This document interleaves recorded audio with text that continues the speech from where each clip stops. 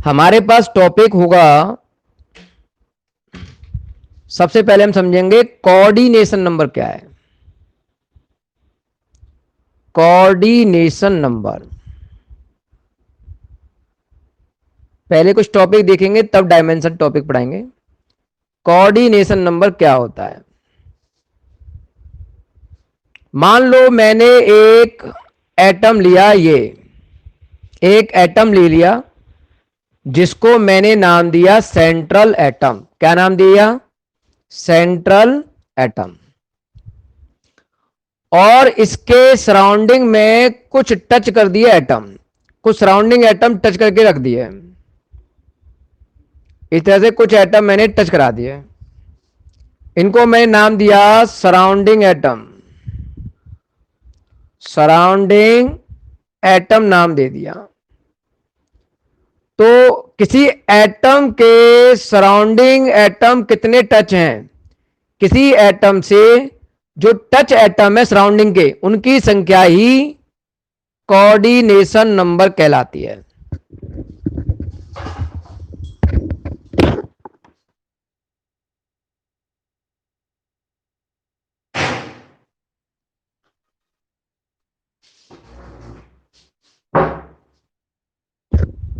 हाँ बेटा, यहां तक क्लियर है?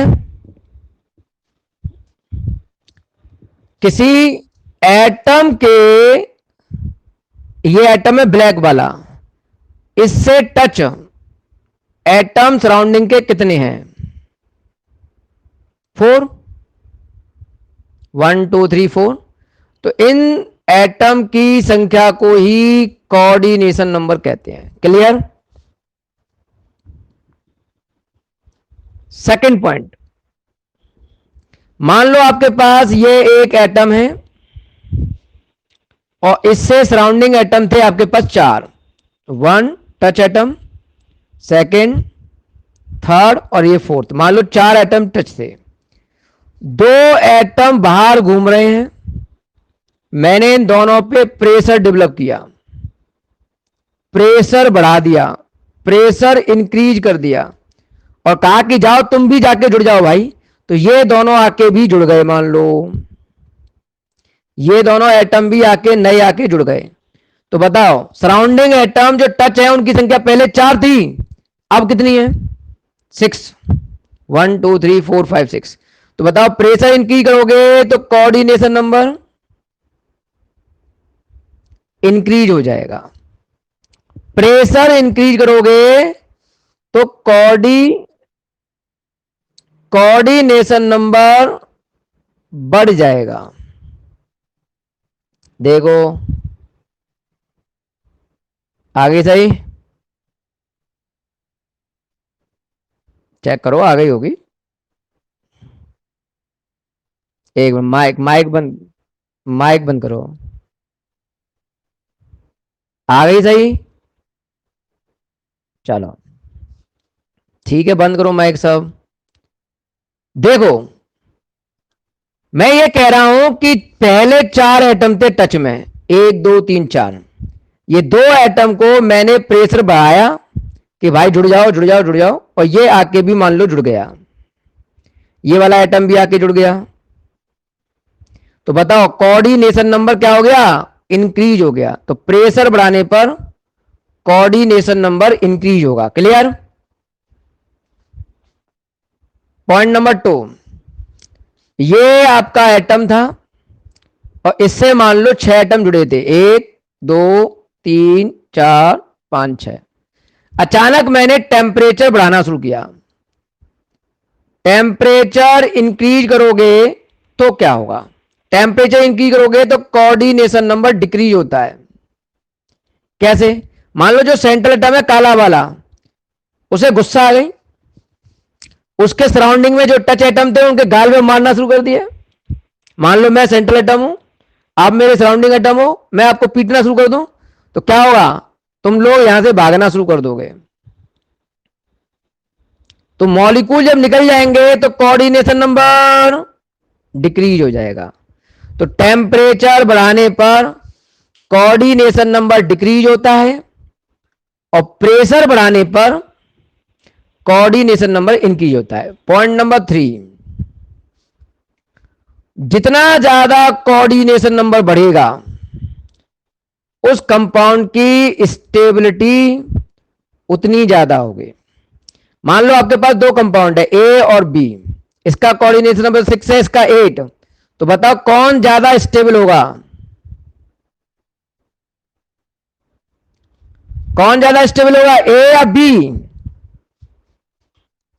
बी ज्यादा स्टेबल हो जाएगा क्योंकि उसका कोऑर्डिनेशन नंबर ज्यादा है।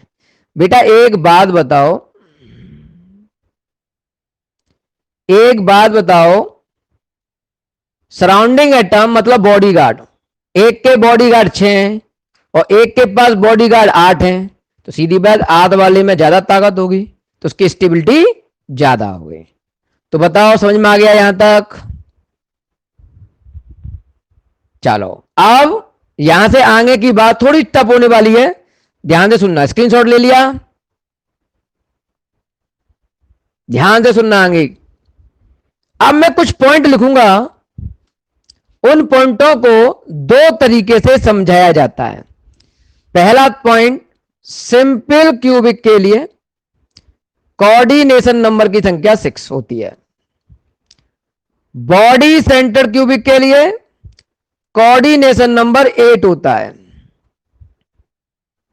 एफसीसी क्या हो गया भाई? अर्षित, अर्षित क्या हो गया? अर्षित माइक बंद करने में शर्म आ रही है क्या? क्या प्रॉब्लम है? अरे क्या प्रॉब्लम है भाई?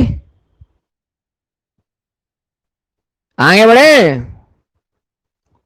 जब तक कहा नहीं जाए, पूछा नहीं जाए, माइक ऑन नहीं होना चाहिए किसी का भी, नहीं तो वो दूसरे दिन पढ़ नहीं पाएगा। फिर बंद रखो माइक को।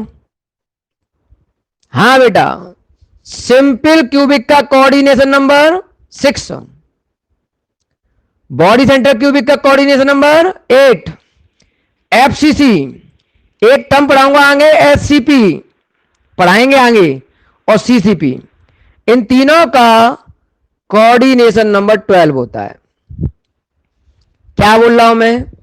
सिंपल क्यूबिक का कोऑर्डिनेशन नंबर 6, बॉडी सेंटर का क्यूबिक नंबर 8, एफसीसी, एससीपी और सीसीपी का कोऑर्डिनेशन नंबर 12 होता है।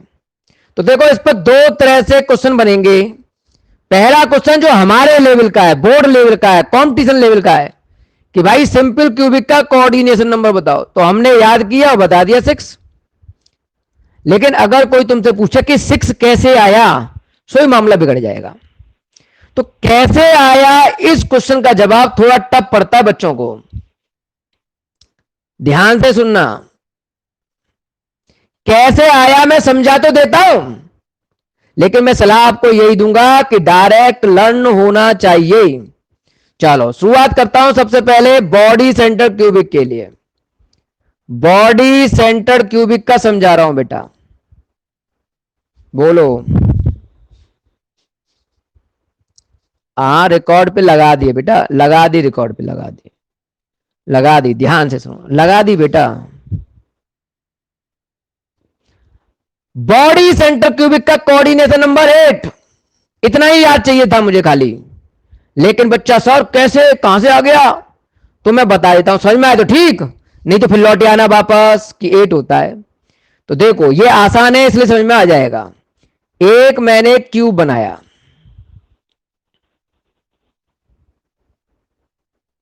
समझा रहा हूं कि ये 8 कैसे आ रहा है। अब ये बताओ बॉडी सेंटर क्यूबिक में एटम कहां कहां होते हैं? सर कॉर्नर पे होते हैं। ये 8 एटम कॉर्नर के हो गए, 8 एटम कॉर्नर, ठीक है। मैं और कहां होता है कि एक एटम होता है सर बॉडी में, निकल गया, ये एक एटम होता है बॉडी में, ये ऐसे होता है सर बॉडी सेंटर क्यूबिक। तो मैंने पूछा कि चलो जो एक एटम है बॉडी वाला उसे सेंट्रल एटम मान लो, तो देखो ये इससे सराउंडिंग होगा, इससे भी टच होगा, इन सब से टच होगा ये, 8 से टच होगा। तो बताइए अगर इसको मैं सेंट्रल एटम मानता हूं तो बॉडी सेंटर क्यूबिक में इस सेंट्रल एटम के सराउंडिंग में कितने एटम टच हैं? इसलिए coordination number body centred cubic का 8 है। क्लियर? लेकिन मैं फिर बोल रहा हूं, ये समझ में आता है, ठीक। मुझे डायरेक्ट लर्न चाहिए, डायरेक्ट कर पाओगे समझ के? और वैसे कर पाओगे? चलो अब मैं बात कर रहा हूं सिंपल क्यूबिक की। तो ये रफ कर दिया।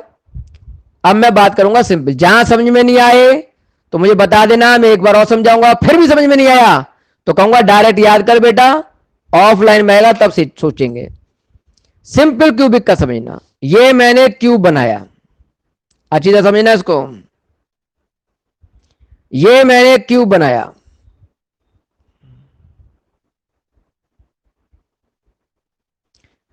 सिंपल क्यूबिक में एटम कहां होते हैं? केवल कॉर्नर पर।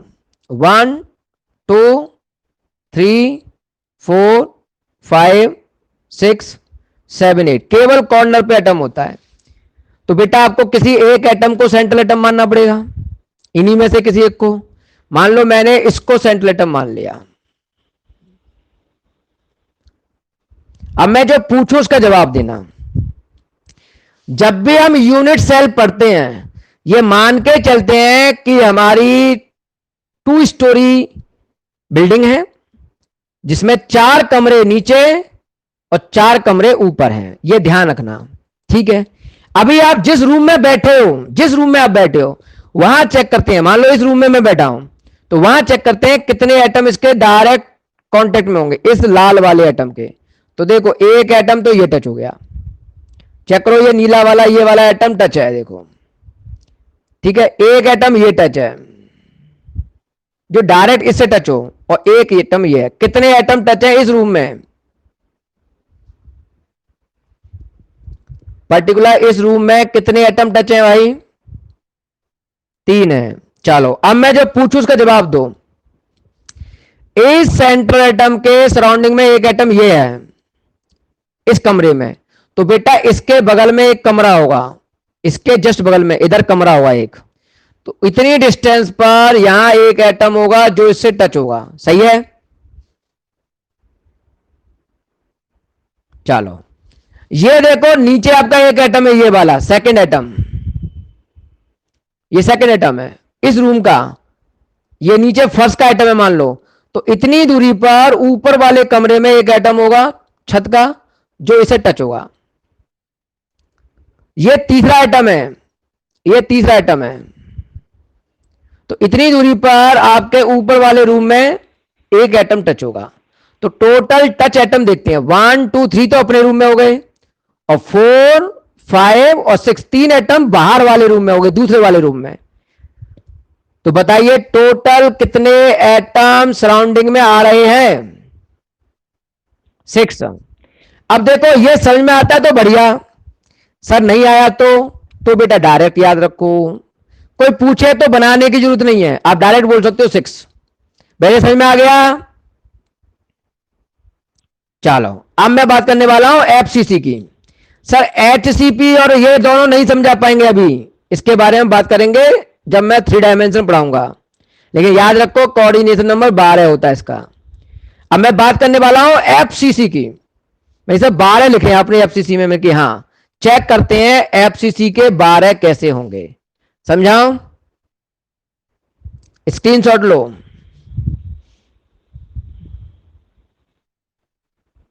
देखो एफसीसी का अरेंजमेंट, मैं फिर बोल रहा हूं जो मैं समझा रहा हूं वो अगर आप नहीं बना पाते कोई बात नहीं है, डायरेक्ट लर्न कर लो, सबसे बढ़िया तरीका। हमारे कोर्स में डायरेक्ट है। एफसीसी का मतलब समझो, यहां मामला बिगड़ने वाला है। मान लो आप एक रूम में बैठे हो, मान लो मैं इस रूम में बैठा हूं, आप भी सोचना एक रूम में बैठे हो और मेरे पास ये एक दीवार है, तो आप भी किसी एक दीवार को फिक्स मान लो, एक दीवार को फिक्स मान लो। तो मैंने एक दीवार फिक्स मान ली है, एक दीवार फिक्स मान ली मैंने अपने रूम की। आप अपने रूम में बैठे होंगे, उस रूम में किसी भी एक दीवार को फिक्स मान लो। चलो मैंने ये मान ली। अब बताओ इस रूम के, मान लो मैंने ये दीवार, बोर्ड वाली दीवार दिख रहा है बोर्ड, ये वाली दीवार मैंने फिक्स मानी, और इसके जस्ट पीछे एक कमरा बना हुआ है। तो इस कमरे की और उस कमरे की एक कॉमन दीवार है बेटा, कोई परेशानी? अरे दो कमरे की एक कॉमन दीवार हो सकती है क्या? हो सकती है। अब मैं जो पूछूं उसका जवाब दो। ये जो रूम है उसकी ये जो दीवार है उसका ये फेस का सेंट्रल एटम माना मैंने, ठीक है। अब देखो एटम कहां कहां हो सकते हैं। इस दीवार के चार कोने होंगे, ऊपर देखो, एक कोना, दो कोना, दो ऊपर कोने, दो नीचे कोने हैं। तो देखो ये टच हो गए चार एटम, तो ये हो गए टच में, ठीक है। इस रूम में चार, जो ये दीवार है उस दीवार पे चार, एक दो ऊपर कोने होंगे, दो नीचे होंगे, तो चार एटम टच हो गए, ठीक है। अब मैं जो तुमसे पूछूं उसका जवाब दो। जिस दीवार को आपने कॉमन माना है, क्या उसके ऊपर एक छत है? क्या इस दीवार से वो छत ऐसे करके है, इस तरह से होगी, देखो ऐसे ही होगी ना छत। तो एक एटम मैंने यहां दिखा दिया, वो छत का इससे टच होगा। बताओ वो छत क्या क्या कह रहा है? अभी क्यूब से भी समझाएंगे भाई साहब, दोनों तरीके समझा दूंगा भाई साहब, ठीक है। पहले जो मैं बक रहा हूं वो समझ में आ रहा है तुझे? वो तो सुनते नहीं हो तुम। ये छत का एटम समझ में आ गया? अरे छत समझ में आ गई? चल नीचे आ जा। क्या उस दीवार के नीचे फर्श है? फर्श का एक एटम मैंने यहां माना, ये इसे टच होगा। अच्छी तरह सोच समझ के जवाब देना भाई मुझे। इस कमरे में ऊपर एक छत है, उसका एक एटम, नीचे एक फर्श होगा, उसका एक एटम हो गया, सही बात है। चलो ये बताओ इस दीवार के सारे राइट हैंड साइड में और लेफ्ट हैंड साइड में ऐसे करके दीवार है, तो एक इधर होगी एक इधर, तो एक एटम मैंने दीवार का इस दीवार पे माना और एक लेफ्ट हैंड साइड की दीवार पे, ये टच मान लिया। तो बताओ इस कमरे में कितने एटम डायरेक्ट टच दिख रहे हैं इस कमरे में? 8, चार कोने के और चार इस तरह से, 8 हो गए। तुमने सर 12 लिखा है, चार और चाहिए। अब मैं जो पूछूं उसका जवाब देना अच्छी तरह से। मैंने क्या कहा है कि ये एक रूम है, इसके बगल में एक और रूम है, तो बताओ ये दीवार इसकी कॉमन है, यही माना है मैंने? अरे यही माना है। अब मैं जो पूछ रहा हूं वो बताओ। आपने जहां आप बैठे थे रूम नंबर 1, उसमें तो 8 एटम टच हैं। अब आप एक काम करो, यहां से निकल के रूम नंबर 2 में आ जाओ। अब मैं जो रूम नंबर 2 की बात करूंगा वो जवाब देना। रूम नंबर 2 में भी यही दीवार कॉमन होगी? अरे यही दीवार कॉमन होगी। अब अच्छा, अब मुझे सोच समझ के बताओ, ये दीवार के ऊपर छत होगी, तो एक एटम छत पे दिखा रहा हूं मैं, दूसरे रूम की छत है ये, फर्श होगा, फर्श होगा उस कमरे में, उस कमरे में दो दीवारें होंगी साइड से। अब बताओ वो भी तो इससे टच होंगे,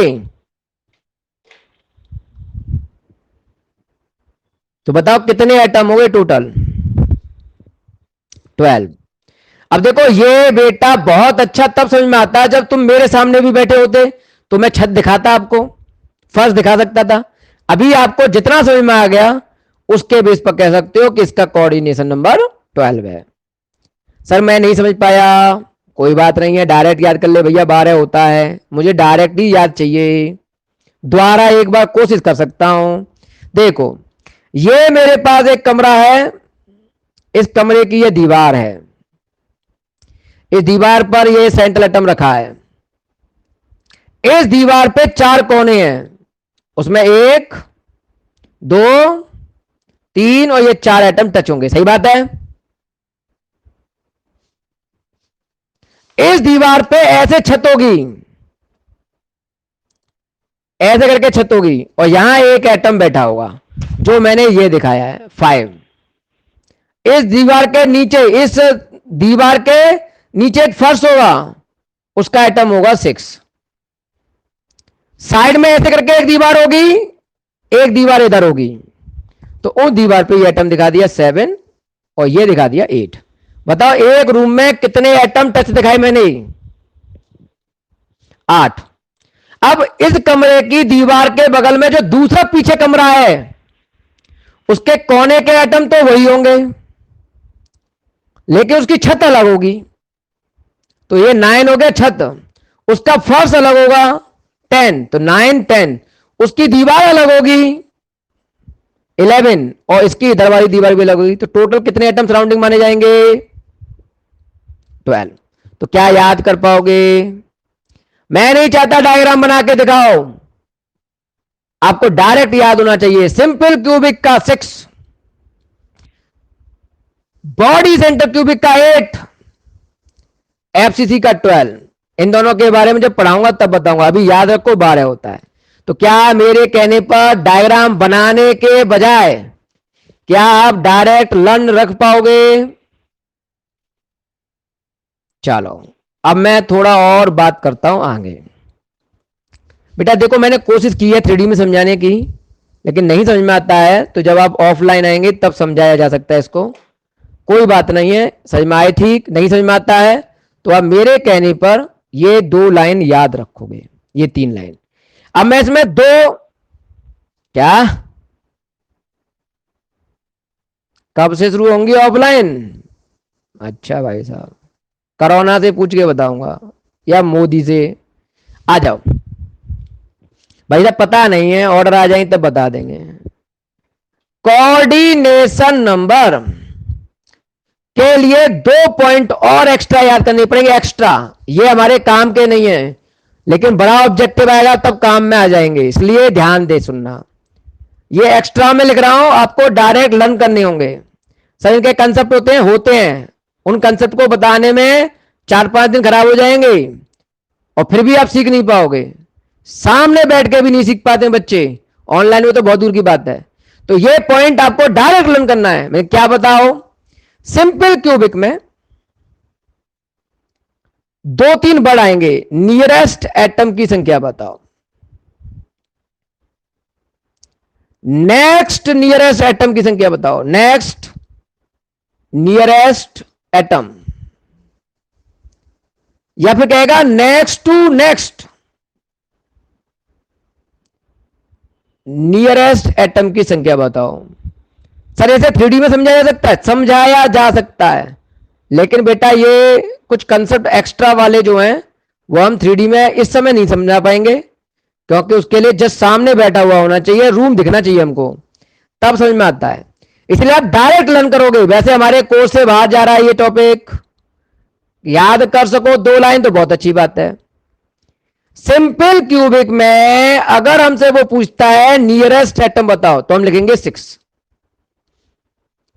कितने लिखेंगे? 6। नेक्स्ट नियरेस्ट पूछे तो 12, और नेक्स्ट टू नेक्स्ट नियरेस्ट पूछे तो 8। क्या ये 3 लाइन याद कर पाओगे? इनका कंसेप्ट भी है मेरे पास, लेकिन वो कॉम्पिटेटिव में आता है और वहां के बच्चे भी नहीं सीख पाते हैं, वो भी याद ही करते हैं फिर, क्योंकि 3D में समझना, एक लाइन को समझने में 3 पन्ने खर्च होंगे, तो वो अभी पॉसिबल नहीं है, और हमारे कोर्स में भी नहीं है ये टॉपिक। तो मैं चाहता हूं सीधा याद करो अभी, फिर कभी मुलाकात होगी तो हम बताएंगे। और बताने के बाद भी ये कह रहा हूं कि 100 में से 2-4 ही सीख पाएंगे, तो फिर फायदा क्या है? फिर तो आप डायरेक्टली लर्न कर लो ना। और फिर मान लो क्वेश्चन आया ऑब्जेक्टिव नियरेस्ट एटम बताओ, अब इस संख्या को निकालने में मुझे 3 पन्ने खर्च करने पड़े और डायरेक्ट है 6, तो क्या करोगे बताओ? डायरेक्ट याद करोगे? सीखने के बाद भी आपको डायरेक्ट लर्न होना चाहिए। यही बात मैंने बॉडी सेंटर क्यूबिक के लिए पूछी। Nearest atom, next nearest atom और next to next nearest atom. तो बेटा बॉडी सेंटर क्यूबिक का nearest atom 8, next nearest atom पूछे, नेक्स्ट नियरेस्ट एटम तो 6 और ये 12। तो क्या ये दो बातें मेरे कहने पर लर्न कर लोगे? आएंगी नहीं? दोनों आएंगी तो हमें पता होना चाहिए, लेकिन ये पॉइंट समझाए भी मैंने और डायरेक्ट कहा भी याद करो। तो बताओ यहां तक का टॉपिक क्लियर है? अच्छा भाई साहब, पता नहीं कैसे हो जाती है ब्लड, हमारी तो हो नहीं रही है।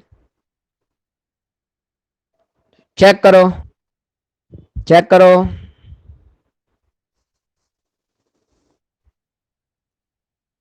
एक मिनट आ जाओ, अब बताओ।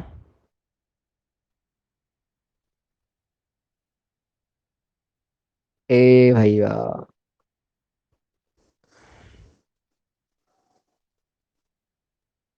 अब बताओ।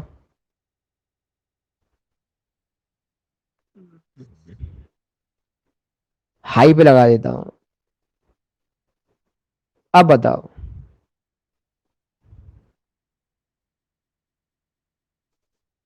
नहीं आ रही है? अच्छा एक मिनट रुको। हाँ कोई कोई बात नहीं है, वो इंटरनेट की जो लाइट होती ना वो ब्लिंकिंग कर रही है, हो सकता है उसकी वजह से हो। अभी आ जाएगी। अब चेक करना बेटा। नहीं आ रही, कोई बात नहीं, इंतजार करो 2 मिनट, है ना? वो एक, हाँ कोई बात नहीं है, एक एक मिनट रुको।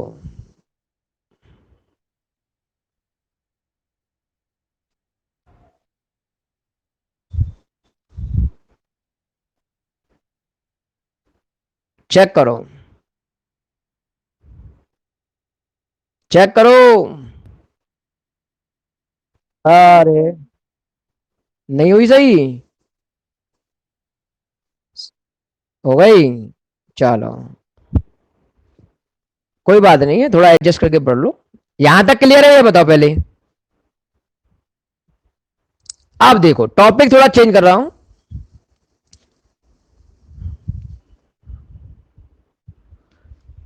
अभी मेरे पास टॉपिक है वॉइड क्या होते हैं, खाली स्थान। वॉइड क्या होते हैं? बेटा मैंने आपको व्हाट्सएप पर कुछ वीडियो सेंड किए हैं, वो बेटा जरूर देख लेना, क्योंकि जब मैं पढ़ा के कंपेयरिंग करूंगा 3D से, तो मैं स्क्रीन शेयर करूंगा और उन्हीं वीडियो को खोल के समझाऊंगा। तो एक पहले एक बार देख के रखना उनको कल, ठीक है? मेरी बात सुनाई दे रही है? मैंने आपको व्हाट्सएप पे कुछ यूट्यूब की वीडियो भेजी हैं, उनको आप कल देख के रखना, क्योंकि मैं कल इस समझाने के बाद 3D में समझाने के लिए उन्हीं वीडियो का प्रयोग करूंगा स्क्रीन शेयर करके। हाँ बेटा, आवाज सुनाई नहीं दे रही? चलो पढ़ाएं। बॉयड क्या होते हैं, थोड़ा आइडिया ले लो बॉयड क्या होते हैं। मान लो मैंने कुछ एटम रखना शुरू किए, फुटबॉल ले लो, एटम ले लो, ऐसे एक के पीछे एक, मतलब साइड से एक यहां फिर एक यहां, फर्श पे रखने हैं, नीचे जमीन पर एक एटम पे 2 एटम पे 3 एटम 4 एटम, इस तरह से टच करते हुए रखने हैं। तो क्या ऐसे रख पाओगे? फुटबॉल रख दिए इस तरह से बगल बगल में, रख पाओगे? कहां रखने हैं आपको? ये फर्श पर, जमीन पर रखने हैं, मैं रख दिए। अब उसके साइड से, उसके बगल से, ऊपर नहीं बगल से एक एटम मैंने यहां रखा, जमीन पर ही रखा है ये एटम। ये फर्स्ट लाइन बनाई आपने जमीन पे, अब ये सेकंड लाइन बना रहा हूं जमीन पे ही, ऊपर नहीं रखे हैं, जमीन पे ही रखे हैं। बताओ इतना समझ में आ रहा है? अब मैं जो पूछ रहा हूं उसका थोड़ा परफेक्ट जवाब देना, यहां तक दिखा दी। चलो ये बताइए, मैंने एक ही लेयर दिखाई है, ये आपकी फुटबॉल रखी है पहली लेयर पर, मतलब फर्श पर रखे हुए हैं। तो बताओ, ये एक एटम है, ये दूसरा है और ये तीसरा एटम। तीन एटम के टच से गड्ढा दिख रहा होगा, ये बनाया गड्ढा था। कितने एटम के टच से बना है? कौन सी लेयर है ये? First layer. फर्स्ट लेयर में तीन एटम के टच से जो बॉन्ड बनता है उसे हम ट्राइगोनल बॉन्ड कहते हैं। तीन से टच लिख देता हूं ब्रैकेट में, 3 स्पीयर टच है। कौन सी लेयर पर बन जाते हैं ये? फर्स्ट लेयर पर। कौन सा बॉन्ड बना है? Trigonal bond. चलो ठीक है, अब मैं एटम को ऐसे लिख रहा हूं, थोड़ा रफ कर देता हूं। देखो, एक तरीका दिखा रहा हूं, एक और ध्यान से समझना। फर्स्ट लेयर में ये आपके पास एटम है, एक दूसरे के टच करते हुए फर्श पर, जमीन पर आपने एटम रखे, सही है। और इसके साइड से ही, ऊपर नहीं, साइड से, ऊपर नहीं है ये, इसके बगल में ही रखे हैं फर्श पर, ऐसे एटम रख दिए। ये ऊपर नहीं है, फर्स्ट लेयर ही है। फर्स्ट लेयर का मतलब साइड से रखे हैं ये। बता, समझ में आ रहा है यहां तक? अरे एक एटम यहां रखा है, एक इसके बगल में रखा है, ऐसे साइड से रखे हैं, ऊपर नहीं रखे। ठीक है, तो बताओ, ये स्फीयर 1, ये 2, ये 3 और ये 4, और ये बन गया वॉइड। बताओ कितने स्फीयर के टच से ये बॉन्ड बना है? तो इसको हमने नाम दिया स्क्वायर वॉइड। क्या नाम दिया? 4 स्फीयर के टच होगा। स्क्वायर बोर्ड कब बनेगा? फर्स्ट लेयर में बनेगा। इस लाइन को ध्यान रखना, तो सब गड़बड़ हो जाएगा। फर्स्ट लेयर में ही स्क्वायर बोर्ड बनता है। तो बताओ, दोनों बोर्ड क्लियर हैं? तीसरे बोर्ड की बात कर रहा हूं, थर्ड बोर्ड की बात कर रहा हूं मैं, ध्यान से सुनना।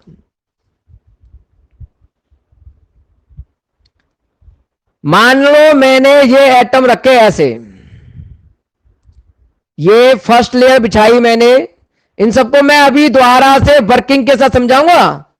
कल जो मैंने आपको यूट्यूब की लिंक भेजी है, उन्हीं को स्क्रीन शेयर करके समझाऊंगा दोबारा से, इसलिए पहले थ्योरेटिकल समझ लो। मान लो आपने ऐसे रखा, और ये एटम रखा आपने, फर्स्ट लेयर है ये बेटा। कौन सी लेयर दिखाई मैंने? ये काली वाली, फर्स्ट लेयर। तो ये हो गई आपकी फर्स्ट लेयर। चलो ठीक है, अब बताओ, इस काले एटम के ऊपर, ऊपर साइड से नहीं, ऊपर मैंने ये नीले कंचे रखे, ये नीले कंचे रखे। देखो, ये नीले कंचे रख दिए। तो बताओ, ये नीले एटम कौन सी लेयर के हैं? बेटा सेकंड लेयर। काले के ऊपर रखे हैं, काले के ऊपर, काले के ऊपर रखे हैं। कहां रखे हैं बेटा? अबे लड्डुओं के ऊपर लड्डू रखता चला गया हूं, ऊपर रखा है। सेकंड लेयर कहां रखी है? सेकंड लेयर कहां रखी है? हाँ, ब्लैक के ऊपर रखी है, ऊपर रखी है। सेकंड लेयर मतलब ऊपर। तो बेटा सेकंड लेयर में दो तरह के बॉन्ड बनते हैं। सेकंड लेयर में कितने तरह के बॉन्ड बनते हैं? दो तरह के। पहले का नाम होता है टेट्राहेड्रल और दूसरे का नाम होता है ऑक्टाहेड्रल। बहुत डिटेल में अगर समझना है, बहुत डिटेल में अगर समझना है, तो मैं ये सारी बातें आपको कल समझाऊंगा स्क्रीन शेयर करके। तो आप पहले आइडिया ले लो, तब ज्यादा समझ में आएगा। तो बताओ, सेकंड लेयर पर कितने तरह के बॉन्ड बनाने वाला हूं मैं?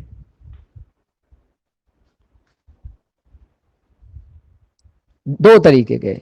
अब वो दो तरीके के बॉन्ड होते हैं, टेट्राहेड्रल और ऑक्टाहेड्रल। लेकिन ये कौन सी लेयर में बन सकते हैं? सेकंड लेयर में। ये चीज ध्यान रखनी है, सेकंड लेयर में बनते हैं।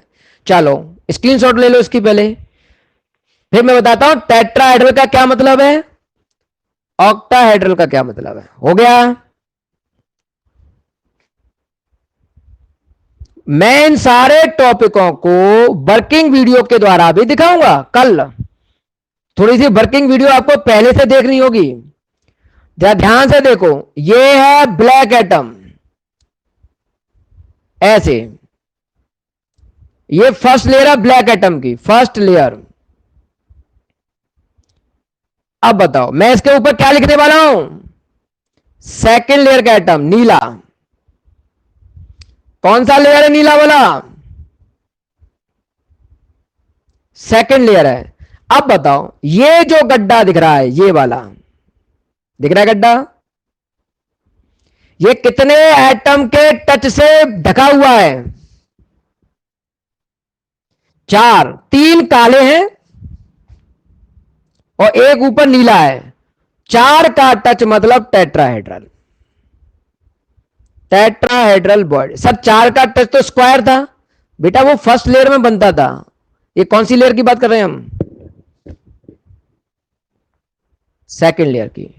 टेट्राहेड्रल बॉडी का मतलब जहां 4 स्पीयर एक दूसरे को टच करें उसे टेट्राहेड्रल बॉडी बोलते हैं। और किस लेयर में बनता है ये, सेकेंड लेयर पर बनता है। वीडियो में स्पष्ट दिखेगा आपको सेकेंड लेयर में बनते हुए।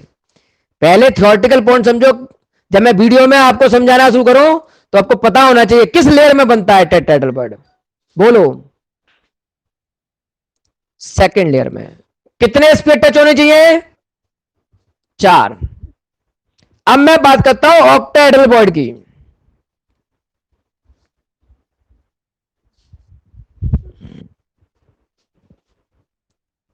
मेरी स्क्रीन तो बिल्कुल बढ़िया आ रही है, तुम लोगों की पता नहीं कैसे, चेक करो।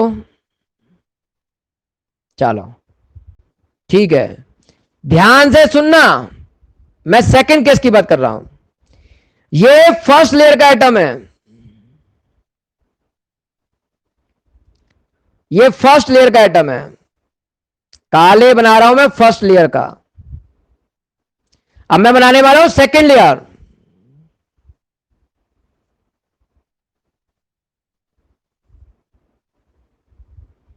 और ये नीला वाला है सेकंड लेयर का एटम। और देखो काले और उससे ये गड्ढा बना एक टच से, ये वाला गड्ढा, ये गड्ढा कितने के टच से बना हुआ है, 3 नीचे काले और 3 ऊपर नीले से। कितने से मिलके बनाए, तो इसे हमने नाम दिया ऑक्टाहेड्रल बॉइड। ऑक्टा का मतलब यहां 6 है बेटा केमिस्ट्री में, 6 स्पीयर के टच से बना है। कौन सी लेयर में बनता है, सेकंड लेयर में। इतना समझ में आ रहा है आपको, ये सारी बातें मैं वर्किंग से भी समझाऊंगा। बढ़ावांगे। अब मेरे कहने पर आपको कुछ बातें लर्न करनी पड़ेंगी। मैंने कहा बताओ क्या लर्न करना है, तो जरा ध्यान से सुनना। किसी सिस्टम के अंदर बहुत सारे एटम टच हों तो उसके अंदर ऑक्टाहेड्रल बॉइड की जो संख्या होती है वो नंबर ऑफ स्पीयर पैक्ड, जो स्पीयर पैक्ड होते हैं, जो स्पीयर आपस में टच होकर पैक्ड होते हैं, उनकी संख्या के बराबर होता है। मान लो इसकी संख्या मैंने n मानी, नंबर ऑफ स्पीयर पैक्ड की संख्या मैंने n मानी, तो बताओ ऑक्टाहेड्रल बॉइड कितना होगा, n होगा। और टेट्राहेड्रल बॉइड, टीबी मतलब टेट्राहेड्रल बॉइड, हमेशा 2 टाइम्स होता है ऑक्टाहेड्रल बॉइड का। तो बताओ टेट्राहेड्रल बॉइड कितना होगा, 2n। पहला पॉइंट तो ये ध्यान रखना है, ये मैं आपको गिन के बताऊंगा, गिन के, कि अगर ऑक्टाहेड्रल बॉइड 6 हैं तो टेट्राहेड्रल बॉइड कितने होंगे, 12। गिन के दिखाऊंगा मैं आपको, जस्ट डबल। लेकिन वो तो बेटा गिन के तब दिखाऊंगा ना जब मैं 3D पिक्चर को आपके सामने लाऊंगा, दिखाऊंगा बेटा, इंतजार करो। अभी थ्योरेटिकल समझो। पॉइंट नंबर 2 जो आपको बहुत अच्छी तरह से याद रखना है, ध्यान से सुनना। बॉडी सेंटर क्यूबिक और एचसीपी स्ट्रक्चर में ऑक्टाहेड्रल बॉन्ड की संख्या 6 होती है। बॉडी सेंटर क्यूबिक में और एचसीपी में ऑक्टाहेड्रल बॉन्ड की संख्या 6, तो टेट्राहेड्रल बॉन्ड की संख्या 12, डबल। यह संख्या याद रखनी होगी। और एफसीसी और सीसीपी में ऑक्टाहेड्रल बॉन्ड की संख्या 4 होती है और टेट्राहेड्रल बॉन्ड की संख्या 8। क्या ये 2 लाइन याद रख पाओगे? चलो, यहां तक क्लियर है? चलो, तो ये मैंने आपको बताया वॉइड क्या होते हैं, इतना हमको आराम से समझ में आया। अब प्रॉब्लम आएगी 1D, 2D और 3 डायमेंशनल स्ट्रक्चर के बारे में समझना होगा। बेटा मैं फिर बोल रहा हूं, 1D 2D आसान है, 3 डायमेंशनल पे जब आएंगे तो आपको पहले थियोरेटिकल समझना होगा, फिर प्रैक्टिकल करने के लिए आपको मैं स्क्रीन शेयर करके, ऐसे नहीं स्क्रीन शेयर करके पढ़ाऊंगा और आपको एक वीडियो चलती हुई दिखेगी और उसमें मैं आपको समझाता हुआ दिखूंगा। तो वो सारी चीजें अगर सीखनी है तो हमें थोड़ा सा थियोरेटिकल भी पता होना चाहिए। बताओ समझ में आ रहा है? तो बेटा उसके लिए आपको 1 डायमेंशनल 2 डायमेंशनल अगर सीखने हैं तो यहां तक की बातों को आप तैयार कर लीजिए और नोट्स का पेज नंबर 1 और पेज नंबर 2 तैयार कर लीजिए। क्लियर? कल कोई भी गायब नहीं हो, बहुत इंपॉर्टेंट टॉपिक चलेगा। पहले मैं बोर्ड पे समझाऊंगा और फिर 3 डायमेंशन के थ्रू। क्लियर? हाँ बेटा आयुषी गुप्ता क्या कह रही हो? क्लियर बेटा? आवाज नहीं आ रही आपकी। यहां तक ठीक है? चलो कल बात करेंगे इससे आगे। बेटा थोड़ा धीमा चल रहा है लेकिन आपको मजे आएंगे धीरे धीरे, ठीक है? नहीं, आप थोड़ा सा मेरे कहने पर जो बोला जा रहा है वैसे लर्न करो।